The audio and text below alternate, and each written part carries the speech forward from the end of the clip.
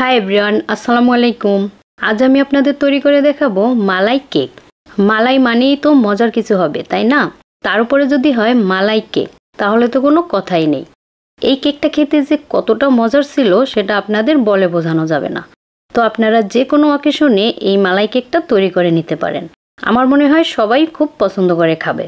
তো পুরো ভিডিওটি দেখে নেবেন, আশা করি ভালো লাগবে। তো কেক তৈরির জন্য প্রথমে আমি শুকনো উপকরণগুলো রেডি করে নিব। তার জন্য একটা স্ট্রেনারের ভিতরে নিয়ে নিলাম 1.5 কাপ ময়দা, বেকিং পাউডার নিলাম 1/2 চা চামচ, লবণ নিলাম 1 চিমটির মতো। তারপরে এগুলো একটু চেলে নিব। এবার সুন্দর করে মিশিয়ে একটা সাইডে রেখে দিলাম।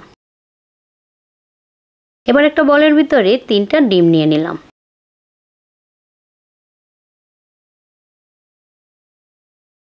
আর ডিম থেকে কুসুমগুলো আমি আলাদা করে রাখলাম। তারপরে একটা হ্যান্ড হুইস্কের সাহায্যে বিট করে ডিমের সাদা অংশটা ফোম করে নিতে হবে। আপনাদের কাছে যদি ইলেকট্রিক বিটার থাকে তাহলে ইলেকট্রিক বিটারের সাহায্যে বিট করতে পারেন।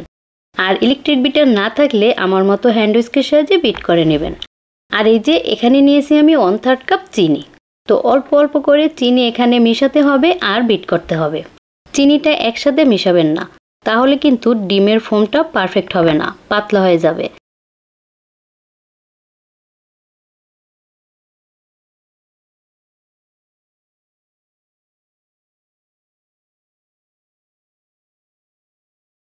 তো আমি অল্প অল্প করে সবটুকু চিনি মিশিয়ে এভাবে বিট করে নিলাম। তো এবার আমি ডিমের যে কুসুমগুলো আলাদা করে রেখেছিলাম সেই কুসুমগুলো দিয়ে দিলাম। আর দিলাম 1 টেবিল চামচ সয়াবিন তেল আর সামান্য একটু ভ্যানিলা এসেন্স। তো এখন আবারও অল্প একটু সময় বিট করে নেব।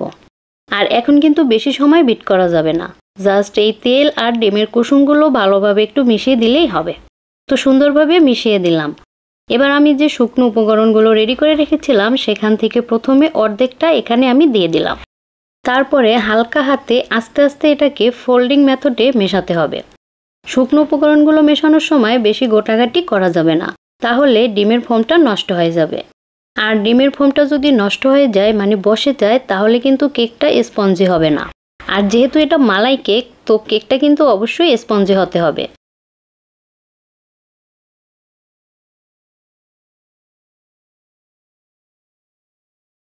তো এটা সুন্দরভাবে মেশানোর পরে বাকি যে শুকনো উপকরণগুলো ছিল সবটুকু দিয়ে দিলাম।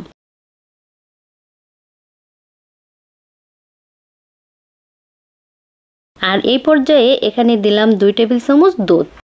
তারপরে এরকম ফোল্ডিং মেথডে আস্তে আস্তে করে মেশাতে হবে।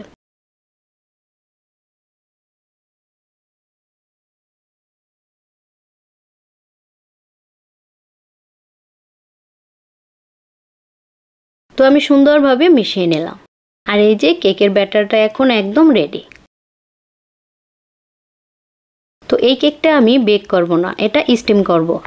আর স্টিম করার জন্য আমি এই যে এখানে একটা ওভেন প্রুফ কাচের বাটি নিয়ে নিলাম। আর বাটির তলায় একটু তেল ব্রাশ করে নিলাম। আর আপনারাও যদি কাচের বাটিতে কেকটা স্টিম করেন তাহলে অবশ্যই খেয়াল রাখবেন বাটিটা যাতে ওভেন প্রুফ হয়। তো এবার কেকের ব্যাটারটা বাটির ভিতরে দিয়ে দিলাম। তারপরে একটু ট্যাপ করে দিলাম যাতে সুন্দরভাবে ব্যাটারটা বসে যায়। এবার ঢাকনা দিয়ে বাটিটা ঢেকে দিলাম। আর যদি বাটির ঢাকনা না থাকে তাহলে ঢেকে না দিলেও চলবে। তো কেকটা স্টিম করার জন্য আমি এরকম একটা সিলভারের হাঁড়ি নিলাম। আর হাঁড়ির ভিতরে একটা স্ট্যান্ড বসিয়ে স্ট্যান্ডের সমান সমান করে পানি দিয়ে দিলাম। এবার স্ট্যান্ডের উপরে কেকের বাটিটা বসিয়ে দিলাম। তারপর একটা ঢাকনা দিয়ে হাঁড়িটা ঢেকে দিলাম। এবার এটাকে চুলায় মিডিয়াম আঁচে 35 থেকে 40 মিনিটের মতো স্টিম করব। আর এই যে এখন কিন্তু কেকটা হয়ে গেছে।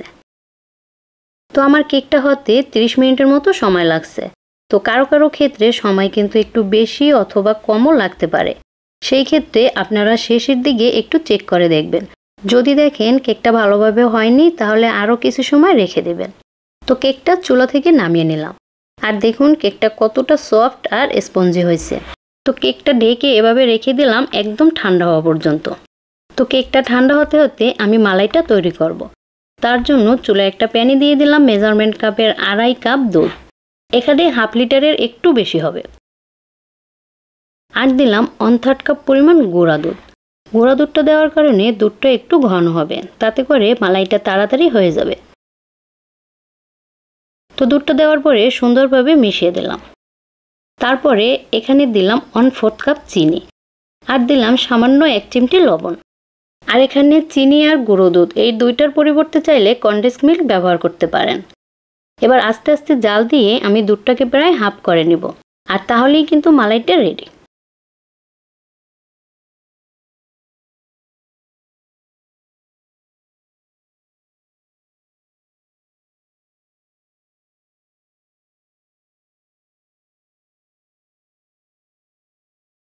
আর এই তো অনেক সময় ধরে জাল দিতে দিতে দুধটা এখন প্রায় অর্ধেক হয়ে গেছে, আর অনেকটা ঘন হয়ে গেছে। তো মালাইটা কিন্তু পুরোপুরি রেডি।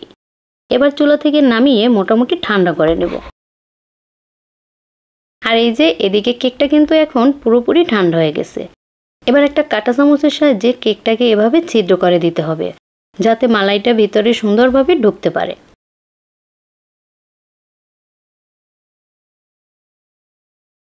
তারপরে এই যে আমি যে মালাইটা তৈরি করলাম, এবার মালাইটা উপরে দিয়ে দিলাম। আর এই মালাইটা কিন্তু হালকা একটু গরম আছে, মানে আপনার কেকটা একদম ঠান্ডা থাকতে হবে আর মালাইটা হালকা গরম থাকতে হবে। এবার উপর থেকে কিছুটা বাদাম কুচি দিয়ে দিলাম। তারপরে কেকটাকে আমি কেটে নিলাম। আর কেকটাকে আমি আগে থেকেই কেটে নিলাম, কারণ মালাইটা যাতে আরো সুন্দরভাবে ভিতরে ঢুকতে পারে।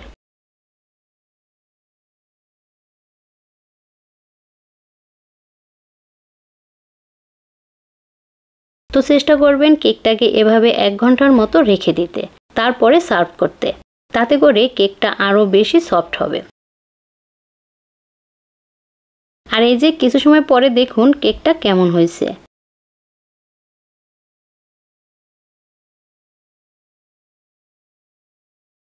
তো আমি একটু সার্ভ করে দেখাই এটা কেমন হয়েছে।